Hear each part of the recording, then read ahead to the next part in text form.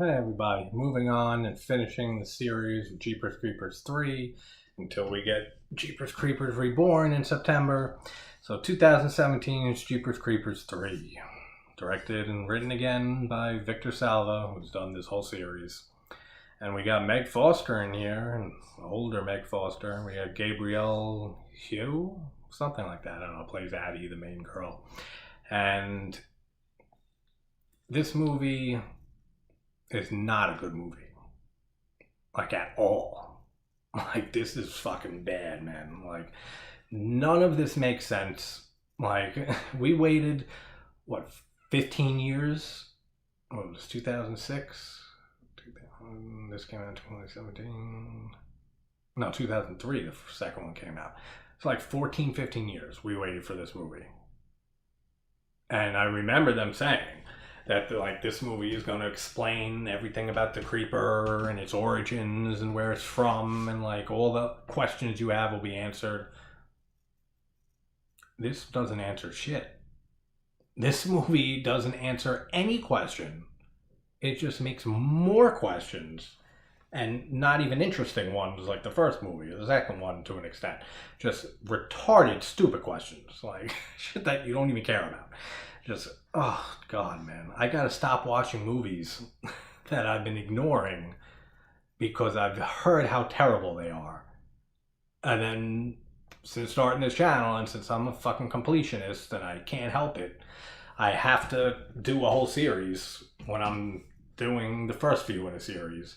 So if there's a new installment I haven't seen, then I gotta fucking see it, even if and discuss it, even if I've been ignoring it, like with Return to Sleepaway Camp when I did that. I was fucking shocked at how abysmal that movie was. Even after hearing about it since 2008, excuse me, for how fucking bad that movie is and how abysmally awful it was. And it still didn't prepare me for how bad that movie was. Like, that's like one of the only rant videos I have on this channel so far, up to date. And probably is a rare thing, but that's like a fucking full-on rant, man. If anyone's seen Return to Sleepaway Camp and is a fan of the Sleepaway Camp franchise and wants to check out my Return to Sleepaway Camp discussion, rant, check it out. That's some funny shit, actually. So we got this taking place in between the first and second movie, which is cool. That's like one positive I'll give it, which is cool of it being like a prequel sequel in a way. And then we have the guy at the beginning that gets snatched up by the creeper right in front of I don't even remember any of these names now. I wrote them down, but fucking they're not even worth remembering.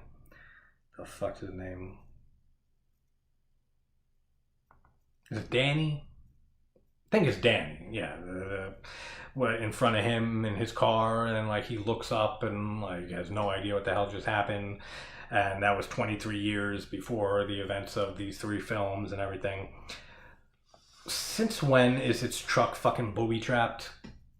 The whole stuff with the truck in this movie is absolutely ridiculous. It is insultingly stupid. Like, this takes place between the first and second one. None of this shit is in the second one. And yeah, it's 14, 15 years later. They didn't know what they were going to do. But this guy, this creeper, has fucking booby traps all over his fucking truck that like don't set off when he goes into it, but anybody else. So I don't know how that works. There's a fucking harpoon or like something that like shoots out of the exhaust pipe and like chases after people. There's fucking like landmines that fucking shoot out of the truck and like fly to like homing missiles. Like fucking, they remind me of like the spheres from Phantasm. Like how they just like race after you and stuff like that, and then these explode and stuff like that. What the fuck is all of this? Like, it's just so stupid. Everything with the truck in this movie is so stupid. The tailpipe harpoon, like I said. And the kid, the bunny killer, is a piece of shit. Fucking the guy who keeps Addie's brother, who keeps capturing fucking bunnies and rabbits and stuff, and then like supposedly he's like torturing them and treating them like shit. He's a piece of shit. Don't fuck with the bunnies, man. We all love bunnies. Um, and then when him and his three friends are riding their bikes around and they come across the creeper's truck in the field or whatever, and the one kid doesn't know the whole story about the creeper, and the other kids fill him in on it, and they say that he sang the Jeepers Creepers song. How would he know that? Like, first of all, he doesn't sing the fucking song. He only played it in the background, like when he was fucking, taking out Derry's eyes and fucking mutilating his corpse and shit. That's it. He never sang Jeepers Creepers. And how would they even know anything about that song when this takes place like a day or two after the first movie? That don't make sense. So that was a complete fucking oversight by them with the timeline of like, oh yeah, like it happened a day or two ago, but yeah, let's put in the Jeepers Creepers song. That'll be a funny moment because like the kid's like, oh, I heard that's what he sang. So, terrible, fucking. The CGI in this movie is terrible, so bad. Like even with the harpoon thing shooting out of the exhaust pipe, there's CGI with that. Like you really couldn't figure out a practical effect to have a fucking harpoon attached to a rope or wire, or cable, whatever, fucking fly out of an exhaust pipe. You needed CGI for that? Like, I don't know, man. This movie's terrible. The red-haired kid is a terrible friend, man. Like, as soon as, like, they're in trouble and shit, like, he just fucking pieces out. He just gets on his bike and rides the fuck away. Like, what a terrible friend, man. And even the design of the creeper just doesn't look good in this. Like, this movie looks so cheaply made. Like, so cheaply made. And I remember that I think they had what, like a one-night showing of this? Or like a two-night showing and stuff. They probably knew they had a terrible movie and just wanted to fucking make a quick buck on it, and that was it. Like, I almost guarantee that. This is so terrible, this movie. And this is another one, like Return to Sleepaway Camp, I've been hearing about for the last 5 years since this came out, how terrible this movie is. And I've avoided it just because of that. Now, since Reborn's we're getting in September, and I wanted to do this franchise, so like I said, since I'm a completionist, I had to fucking watch the third one finally, and I gotta stop being a completionist, though. Just let it go. Just stop torturing yourself. Fucking, but I'll be that martyr. I will watch these terrible movies so you people don't have to. Like, why does every film in this series have to have a fucking crazy woman or a psychic or someone who sees visions and shit? Like with Meg Foster's character. I don't remember her name either. None of these characters. Addie is the only one. And I'm not even sure her name's Addie. Yeah, it's Addie. She's the only one I remember, and that's because I just did Us like a week ago, a little over a week ago, and Addie's the Adelaide, and Addie is the name of the girl in that. Only reason I remember this girl's name. But every film in these three films has a psychic or someone seeing visions or something. And in the second movie made no sense at all. Like, none of that made sense at all. It was completely stupid. And here, the whole thing with Meg Foster's character, like digging up the hand that her son left behind. And that's the son. Her son is the guy who went to prom with the girl that they were talking about in the first movie, right? And then Derry sees them down in the church in the basement and stuff when he falls down there, and he sees the class ring and her head stitched back on. That's them, right? Like, that's the son is the boyfriend. I'm pretty sure, but who knows? This movie was so bad and it was so hard to fucking follow this. And the motorcycle snatch, like when the kid hits a fucking, like a jump in the train and he flies so high up in the air, which is ridiculous. And then he just gets fucking snatched by the creature and the creeper and flies up into the air, and then the motorcycle falls on the ground. Like, that's so fucking dumb too. Like, there's not many good things I have to say about this. I'll say that right here. That the whole thing though with the hand, is ridiculous. It, like, I was watching it like, no, like, come on, you're really doing this? Like, this is where we're taking this. Like, none of it makes sense. Like, it's so fucking dumb. So fucking stupid. And then Addie snatched away from terrible actor, crush of hers. I don't remember his name either.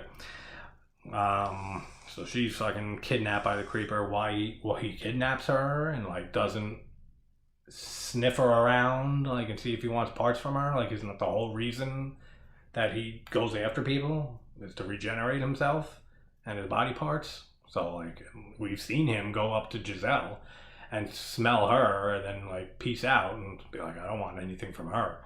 So, like, he doesn't kill everybody. Just, like, people that are a threat to him, or someone that he smells something in their fear that he wants from them. So, like, why does he even kidnap her and keep her alive and everything? None of that makes sense either. Like, none of this movie makes sense at all. And, like, the creeper doesn't know that the kid isn't pretending to be dead in the truck. Like, when he covers himself up like the other bodies. Like, he doesn't know that. Like, doesn't he have amazing sense of smell? Like, he can't smell the fear of this kid. Like, we're so led to believe that he can smell your fear. And this kid is laying in this truck. He doesn't realize that there's a live person in there still. Like, you can argue maybe, like, the dead corpses and stuff are disguising the smell. I don't buy it. I really think that he has an amazing sense of scent, is what we're led to believe through all three of these movies. And he doesn't know this kid's alive? Bullshit. Alright, well, now he's dead. Fucking traps everywhere. Like, the fucking traps are just ridiculous. Everything they did with the truck in this movie is so insanely stupid. Like, I don't know what they were thinking. And this is another situation. Like, back when I watched Return to Sleepaway Camp, I didn't know it was the same director who wrote and directed the first movie, the first Sleepaway Camp. I was blown away by that. I said, there's no fucking way. This same guy who brought us that first classic wrote and directed this abysmal fucking sequel. Like, I was blown away. But, like, same thing here. Like, the same guy wrote the first two and directed them. Same returns to this. And just, like, what were you thinking, man? Like, this series needs a reboot, I'll tell you that. So hopefully this Reborn movie is halfway decent. But I'm not going in with many expectations. Very low expectations, for sure. Then the stupid whiplash sound every time when Meg Foster's character is brought into the trance and she's floating up in the air and her head's spinning around and there's like a sound of like her neck whiplashing. And then the same with Danny when he touches the hand. Like, what the hell is that about? Like, we really needed like a whiplash sound when their neck like swirls around. I don't know. It's so stupid. And the whole hand thing, again, the whole hand thing is just a complete waste of time. Then bulletproof fucking Ricochet tires? Are you fucking serious? Like, was this a joke movie? Like, was this like a spoof film of the other two? Like, secretly, then they were like, let's kind of just like take some of the jokes out and like try to make it serious. That's what it feels like to me. Like, this movie feels like a fucking joke. Like a bad joke that at the director, the producers and stuff, just let's fucking have fun at all these people's expense. And that's how it feels. Like, it really feels like they didn't give a fuck about this movie. And apparently he's been writing this script since like after Jeepers Creepers 2 released. So again, like 14, 15 years he's been writing this script and working on this. And this is what he wrote? This is the ideas he came up with? Jesus, man. Like, I don't fucking know. But bulletproof fucking tires. And landmines, like I said, the fucking landmines that look like the spheres from Phantasm. Shit, fucking, like, and they don't even just, like, land and, like, go, like, follow them. Like, it fucking at one point, like, goes and then turns around and comes back towards them. What the fuck is all of this? Like, none of this is good in any way. It's just not good. It's just really not. I was suffering getting through this one, especially after watching. I watched this right after the second one, and the second one right after the first one, like back to back to back. And even the second one, like I was saying in the video for that, was testing my patience, especially with all the fucking commercials, with the ads on Pluto being the same fucking ads every time. Oh, I was getting so tired of it. And once I got halfway through this, I was really struggling just to get through this movie. Like, I never shut off a movie without finishing it. Like, 99.999% of the time.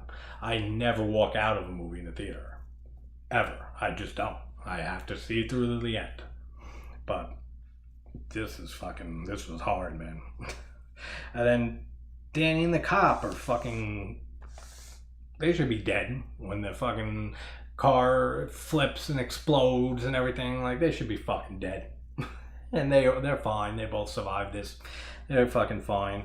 And now he's got a deflective metal axe. Come on, man. Like, really? Like, who wrote this?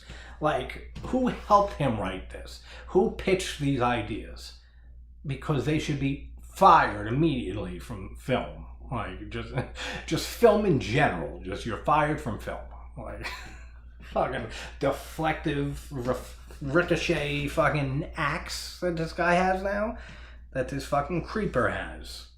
Like I said in the last movie, the only thing of any sort that we see of this is that cool-ass looking knife that Ray Wise's character finds from the creeper. And then while he's holding it, it like shakes and then like gets pulled into the wall. That's it.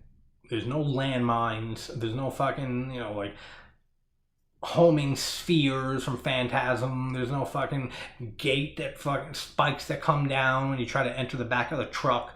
There's no traps inside the truck. There's no fucking deflective axe that he uses. Like, get the fuck out of here, dude. Really? Like, I know a lot of this is just saying stupid over and over again, but I don't know. I don't know what else to say.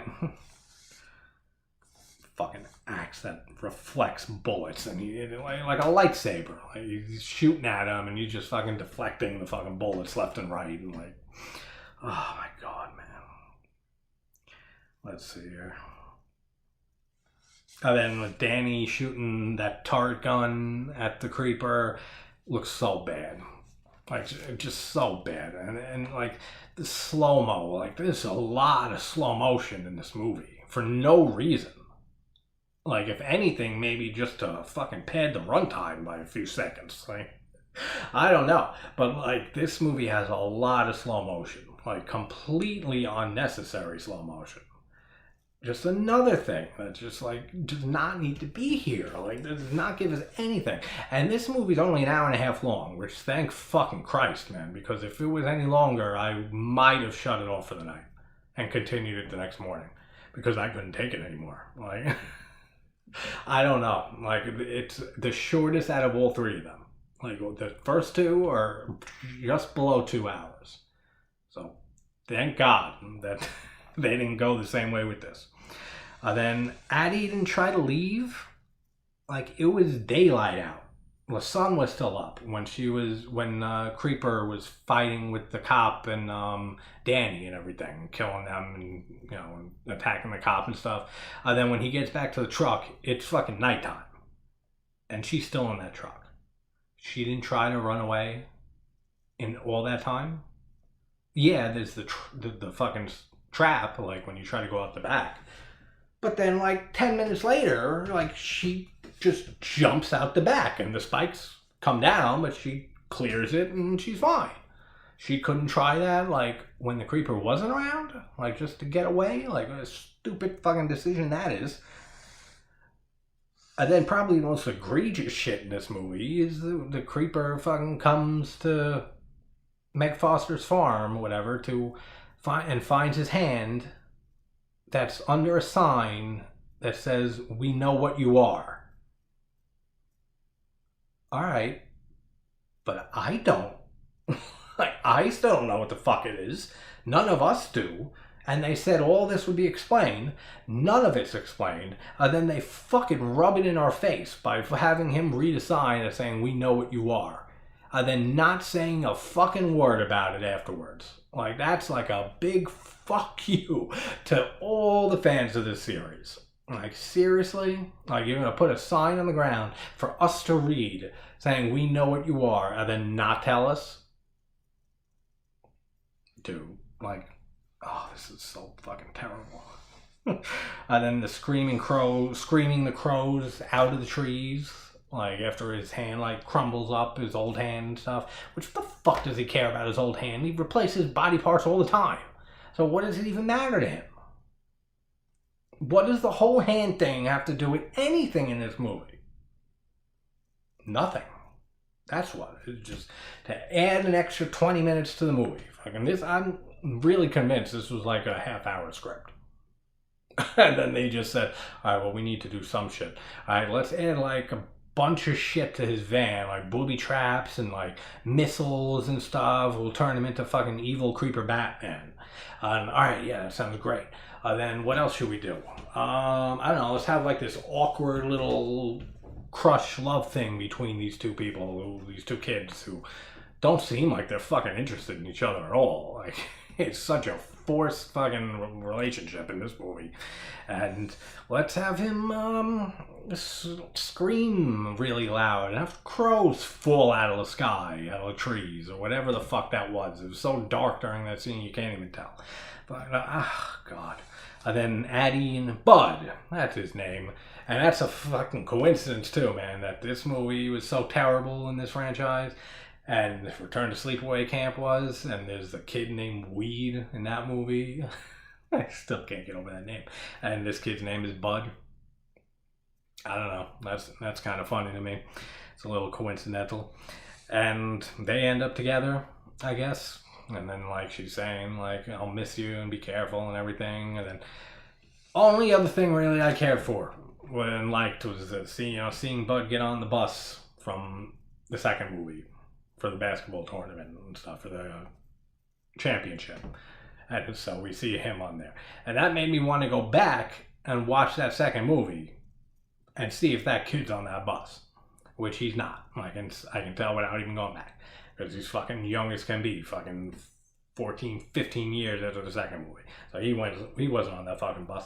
But, like, that doesn't even make sense then. Like that's the thing. If you're going to make, like, a movie, a prequel, or, like, especially a movie that's, like, set in a later sequel that's set in between earlier sequels, you have to do it right, man. Like, you really do. Like, you have to make sure that you're keeping up with the continuity, like, to a T, almost, like, as much as you possibly can. And anyone who's been following my channel for any little bit knows how huge I am on continuity and how it infuriates me when continuity is broken in sequels and franchises and stuff like that. I cannot stand that. I can't stand it. I can't stand when continuity is broken, especially when it's something so egregiously obvious that no one on the film set, nobody involved in the making of the movie, noticed and said, like, well, this doesn't make sense because, you know, this is before that, but after this movie, and, like, they should have that. No one notices any of this shit. I do. I'm sure, I know other people who do too, but I'm sure there's so many of you out there who notice this type of stupid shit. And, like, if you're going to make a movie set between two movies, and then you're going to have the ending of that movie with some new character getting onto the bus or location or involved in anything that ties into the movie after that, chronologically, make it make sense. Like, somehow, like, do something. Like, don't have him get on the bus. Nowhere in this movie do we hear that this kid is a basketball player. At all. Like, that whole thing at the end, as much as I do like the callback, is manufactured as shit too. Just as a way to get to tie it to the second movie that follows after the events of this one. Is just to, pay homage and to tie it into the second movie. No thought went behind it. Like, it was completely, just feels so forced. This whole movie feels so fucking forced. And then we get the cameo at the end with Trish, with 23 years later, and she's seeing on the news, and it reminds me a lot of Hatchet 3? Yeah, or Victor Crowley. Yeah, Victor Crowley. When Danielle Harris is sitting watching the news reports and stuff, and then she knows that Victor Crowley's alive again, and she's like, cocks the gun and says, "I'm coming for you, motherfucker." Same thing with Trish. She's like reading or writing a post or something of people to band together to fight the creeper when it comes back soon, and ends up saying, so "come and get me, you son of a bitch," or some stupid ending line like that. And that's Jeepers Creepers 3, man. Fucking what a bad movie. Like, what a bad movie. And like I saw that it was played on Sci-Fi after it's like 2 nights that it played in theaters, and absolutely makes sense. Like, it feels like a sci-fi movie. Like, it absolutely does. Like, with maybe a little bit more money pumped into it, but it feels so cheap, this movie. It feels so low budget. The CGI is fucking terrible. The acting is bad to alright. Like, the fucking all the things with the creeper. With his look, it's not terrible, but it doesn't look as good as the last two. Especially the first one. The first one is still my favorite look of him. And everything to do with his truck is fucking atrocious. Like, terribly stupid. Everything to do with everything in this movie is just bad.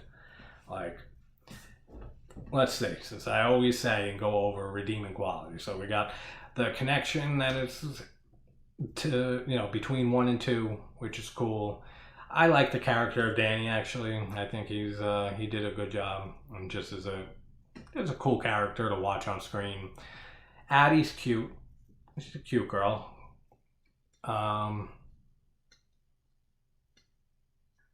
That's like it. Meg Foster was good. She did a decent job. And him getting on the bus at the end, which still, like I said, feels forced as shit. But alright, so there's like 4 or 5 positives I can pull out of it. But altogether, absolutely terrible movie. Like, absolutely watch it. If I don't know, I always say this, but anyone sits through a half hour of me discussing a fucking movie, spoilers of the whole movie, and hasn't seen the movie, I don't get it. But if you did and you haven't seen it, and you're a fan of the first 2 movies especially, I mean, give it a chance. I did. I mean, I ignored it ever since it came out, but like, I finally did. But not worth it for me. It might be for you. Like, there are movies out there for everybody. Like, any terrible, atrocious film that you might come across, there will absolutely be an audience for it. Like, always. Like, because everyone's taste is so completely different. Like, compared to Return to Sleepaway Camp, this movie's fucking pretty good. That's how bad fucking that movie was. But, alright, that's the Jeepers Creepers series. It's like almost 4 a.m. So I'm happy I at least got like half of the movies I watched this last week and stuff going on, with everything going on up now. So now there's a nice little 5 video upload. I'm gonna have a head count up tomorrow. I watched and took notes for Creepshow and Creepshow 2. So I'll try to do the videos for those, but it's Found Footage Friday tomorrow night. So I'm doing Unfriended. And I'm not sure of the other 2 yet. but definitely Unfriended, because I wanted to do that like 2 weeks ago, and then it kind of just fell off the list. So Unfriended for Found Footage Friday tomorrow night, and probably another 2 more after that. Then Dario Argento August starts Saturday, and they'll be starting right from where he started with the bird with the crystal plumage, and probably just do his whole animal trilogy on Saturday.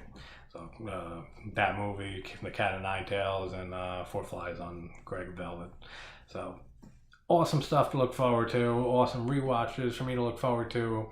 And I will see you guys tomorrow. So have a good night, good morning, wherever you're from. Take care.